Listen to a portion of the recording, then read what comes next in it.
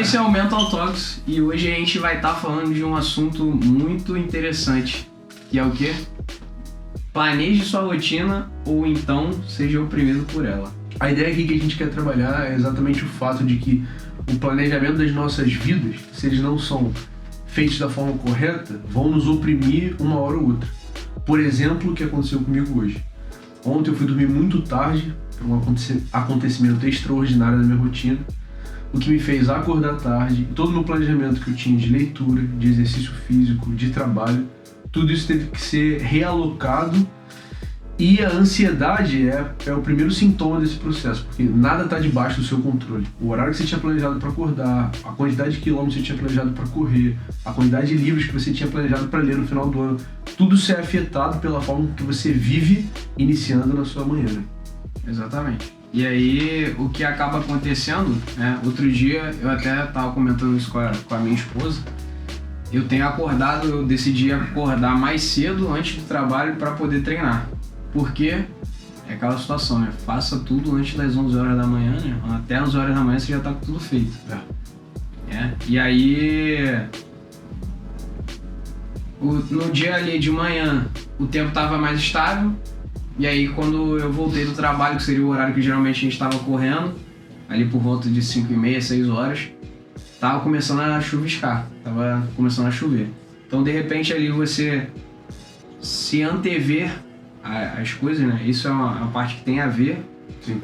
Você planejar o mais próximo possível para poder você não ficar refém de até você mesmo. Porque a gente se auto-sabota a todo momento. Então você chegou em casa, do trabalho, já tá cansado, né? E aí ainda, aí tá chovendo.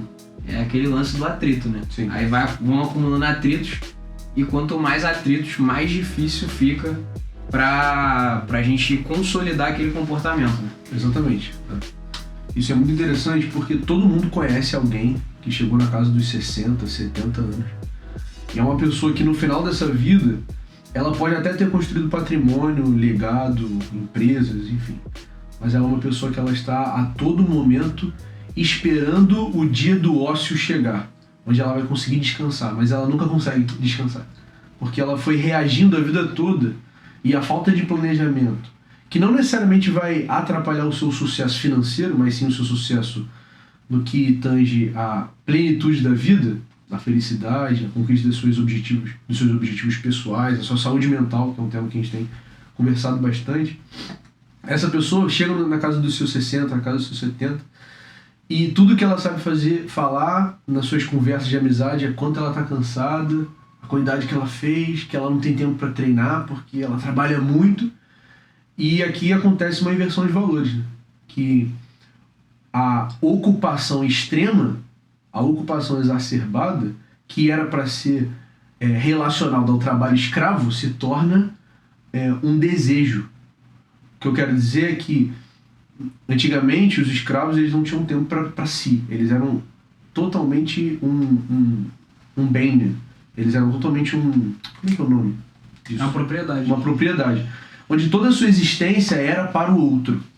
E tudo que eles não tinham era o que os seus chefes tinham. A possibilidade de viver o ócio. O descanso, o deleite, a educação, a exposição à arte. E a gente foi livre desse fardo horrível da humanidade. Mas agora a gente recorre a ele de forma voluntária.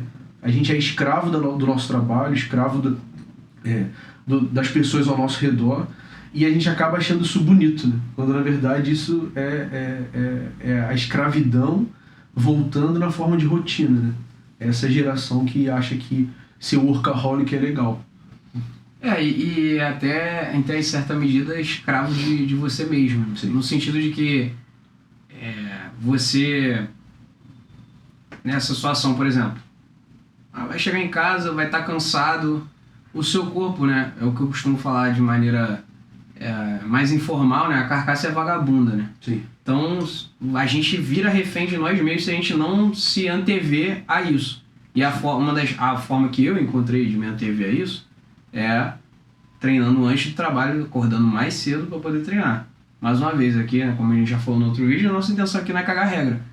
A grande massa, a realidade não é o cara conseguir acordar às 5 horas da manhã para treinar, porque ele acorda às 5 horas da manhã para ir para o trabalho.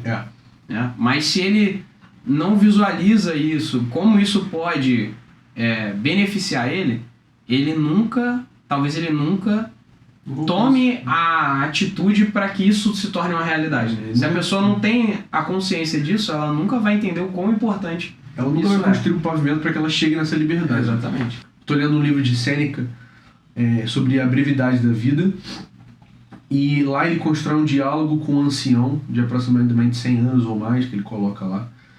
E aí ele começa a mostrar que esse ancião de 100 anos, ele viveu muito. Mas será que ele viveu muito? Essa é a pergunta que ele faz. E ele começa a falar: quando da sua vida foi que você não era escravo dos seus vícios? Quando na sua vida que você fez algo realmente para si? Quando na sua vida que você estava sob controle da sua rotina? Quando na sua vida você não estava sob o jugo do rei, sob o jugo dos impostos, sob o jugo da sociedade? Ele vai falando várias outras coisas, né? E no final ele fala: calcule e veja se na verdade a sua morte não é prematura. E apesar de ser filosofia, um raciocínio, uma ficção ali construída por Sêneca, é uma coisa que a gente precisa refletir, né?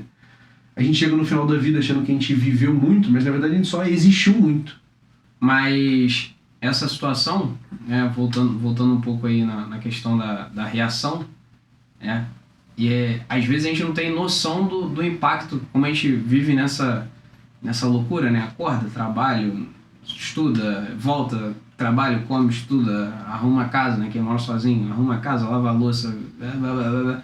A gente é a todo momento atropelado pela rotina. A gente não consegue, às vezes, ter a consciência de que o quanto isso é importante. Você se preparar para você não ser oprimido pelos acontecimentos. Porque aí você foi dormir tarde, e aí já não conseguiu treinar, e aí são diversos encadeamentos. Isso aí. E aí você só vai reagindo. E às vezes é por isso que a gente se pega ali extremamente cansado. Sim.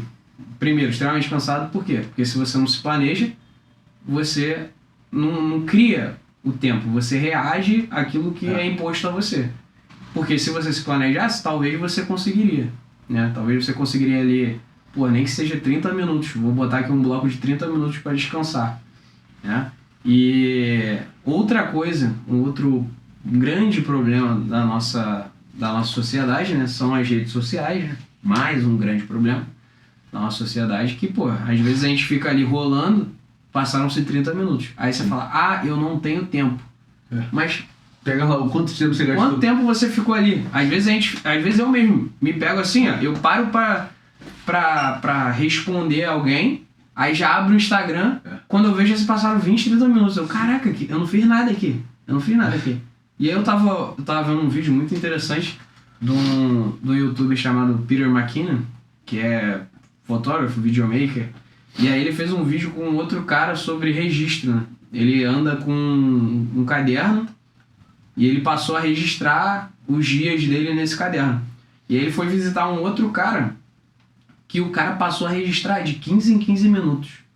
O que ele tava fazendo de 15 em 15 minutos.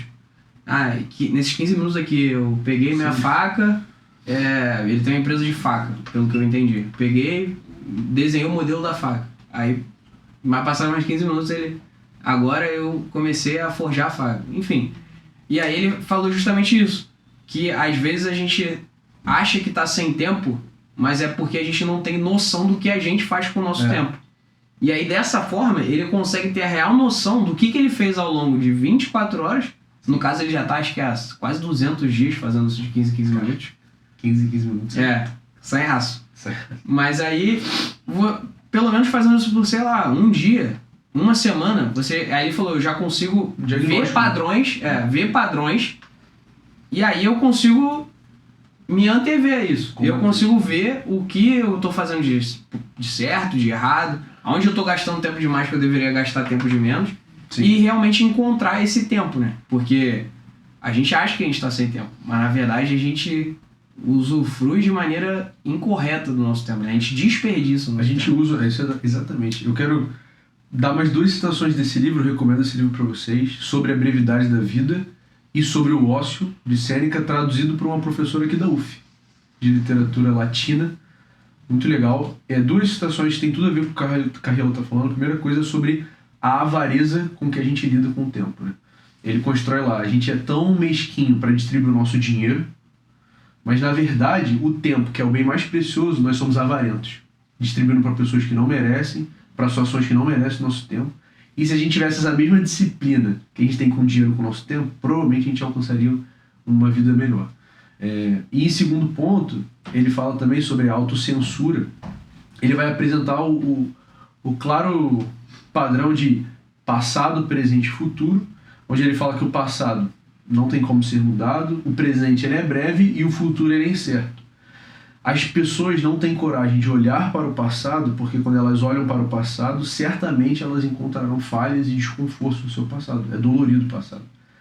Mas ele fala que uma forma de mitigar isso é você praticando a autocensura no presente.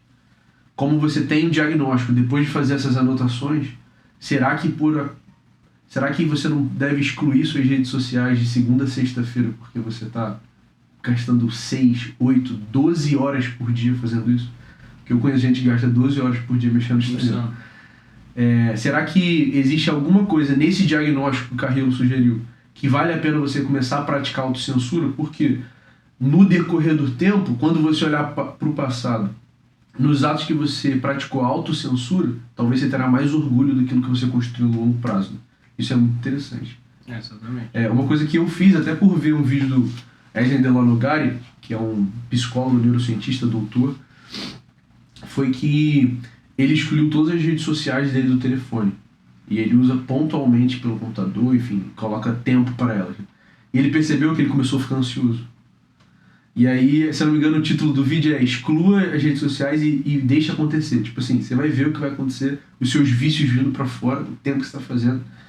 E uma coisa que eu fiz essa semana foi isso, eu excluí todas as minhas redes sociais do meu celular e uso elas exclusivamente pelo computador, porque é um empecilho maior de eu abrir aquilo ali, aí deu atrito. Eu levar no banheiro e ficar ali no banheiro 1 hora, antes de dormir, você mitigar esse tipo de coisa para você focar naquilo que realmente importa. Talvez é o seu concurso que você está estudando, o seu curso de inglês, ou sei lá, alguma coisa que vai agregar na sua vida. Talvez a autocensura seja uma coisa que vale a pena ser pensada. E essa situação dessa estratégia, né? A gente consome muito conteúdo desse neurocientista porque ele, assim como nós, ele tem muito essa questão da evidência, né? Tudo que ele fala é baseado com uma evidência. Ele não fala nada da cabeça dele, que é justamente a nossa proposta aqui. E aí ele mostra como que o atrito ele muda a resposta do cérebro, né, a um tipo de estímulo. Então, o atrito ele serve tanto para te atrapalhar quanto para te ajudar, né?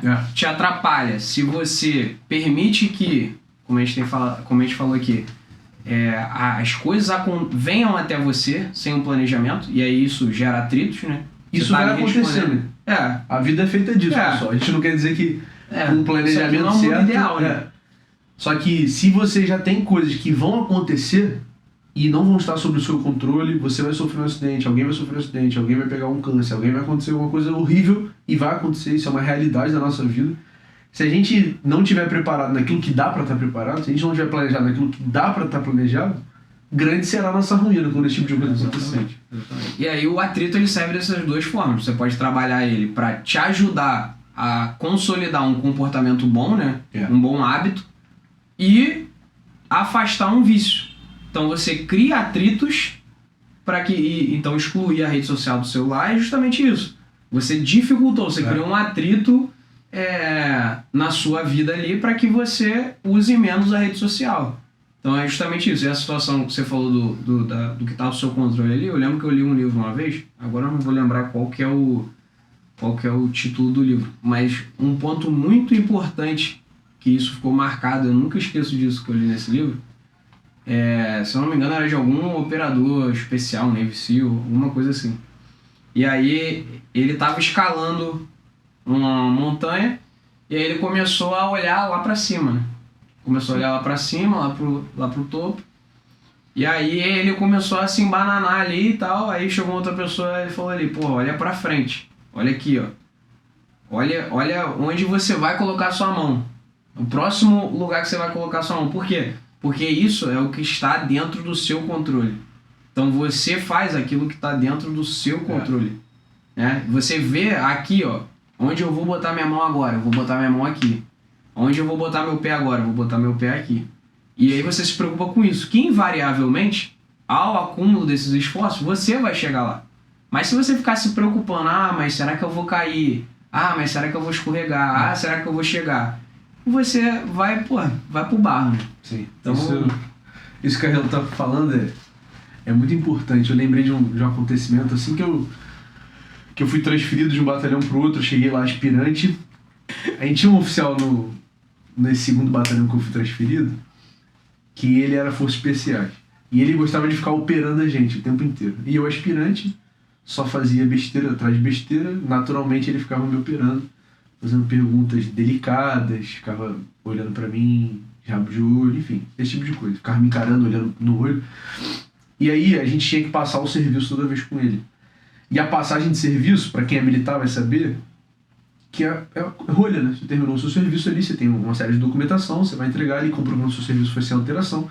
E nossa passagem de serviço com ele demorava 1h30, 2 horas do nosso dia. Que ele ficava interrogando a gente sobre como foi o serviço.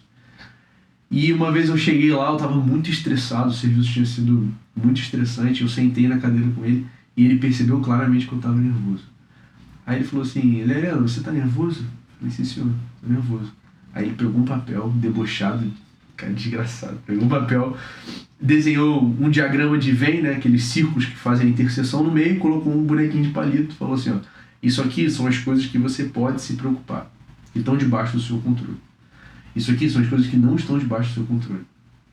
Ele falou, Leriano, aquilo que não está debaixo do seu controle, não se preocupe, não está debaixo do seu controle. Por quê? Porque não estava debaixo do meu controle aquilo que ele ia fazer comigo ali. Se ele ia me aloprar, se ele ia me... sei lá. Então, o que ele quis dizer pra mim é, não fique estressado naquilo que não está debaixo do seu controle. Essas coisas vão acontecer, né? E se a gente ficar nesse sanhaço, assim, isso é muito ruim, né? E isso é exatamente isso que ele falou do livro, né? Olhava pra frente, olhava pra cima, olhava pro horizonte distante, o operador ficava embananado porque altura, medo, enfim, preocupação. E a mesma coisa comigo ali, inexperiente, olhava para uma figura de autoridade, principalmente para um operador de forças especiais, que era alguém que eu admirava certamente só pelo currículo, sobre a opinião dele, o julgamento dele, a minha carreira, que todo o tempo era ameaçada, a gente sabe como é que é a realidade. Enfim, é isso. Não se preocupe com aquilo que está fora do seu controle.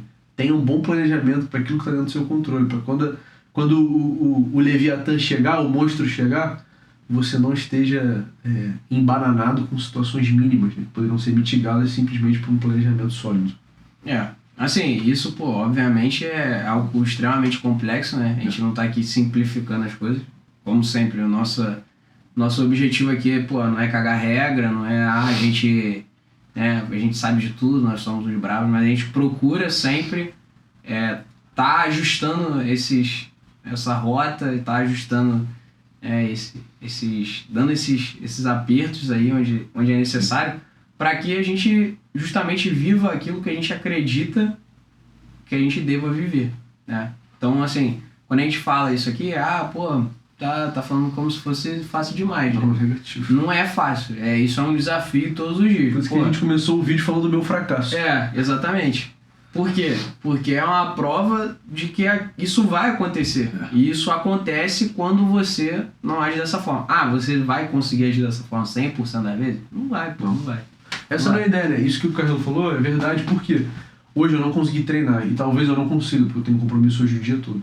Só que eu consegui treinar os últimos 24 dias, sem errar.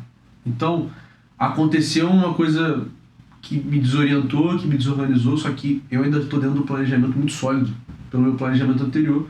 Enquanto estava tudo bem, eu estava cumprindo ele. Hoje aconteceu isso, amanhã eu vou voltar para minha rotina de forma normal.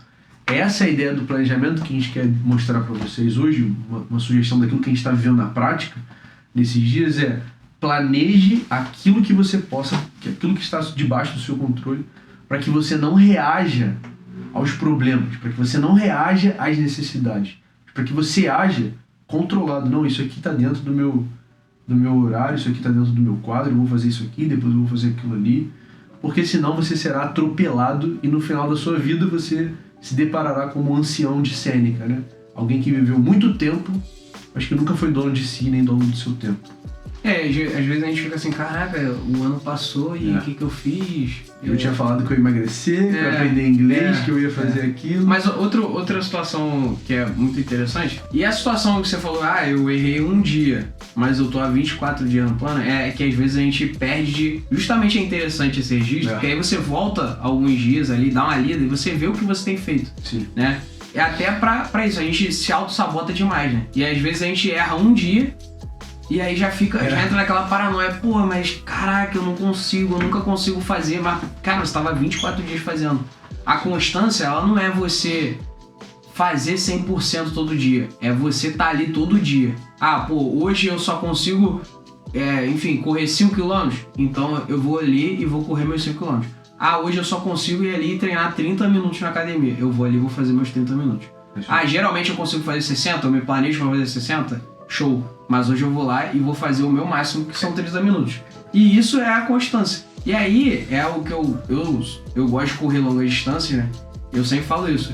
O meu plano é o long game, né? Meu plano é a longa distância. Por quê? Porque a longa distância, ela é igual o tempo, ela é o senhor de todas as coisas. Ela mostra quem ali tá disposto. E no longo prazo, você vê o resultado de cada um. Sim. Então, ali no longo prazo, você vai ver que, apesar de você ter errado ali alguns dias, você, seguiu o seu planejamento numa porcentagem altíssima e você concluiu o seu objetivo. Então é isso. Isso que o Carmelo falou é uma coisa que alcança muita gente, tá? O perfeccionismo. Aí eu tinha 60 minutos, eu tenho que treinar 60 minutos. Putz, eu só tenho 30 hoje, não vou. Exatamente. Isso, cara, destrua isso na sua vida. Esteja todos os dias, como ele falou, consciente do seu plano, da sua missão, da sua condição e consistente, né? Consciente e consistente, essa é uma boa. E é isso, esse foi o primeiro Mental Talks, a gente vai estar sempre aqui, trocando essa ideia, que eu acho que eu gosto de consumir esse tipo de conteúdo, eu acho extremamente interessante. Às vezes você tá ali, indo pro trabalho e tal, e é o tipo de ideia que você, às vezes, abre a tua mente para diversas coisas. Então, se você curtiu, comenta aí, deixa teu comentário, teu feedback, isso aí. O que você tem feito, o que tem acontecido, compartilha e nos vemos no próximo Mental Talks.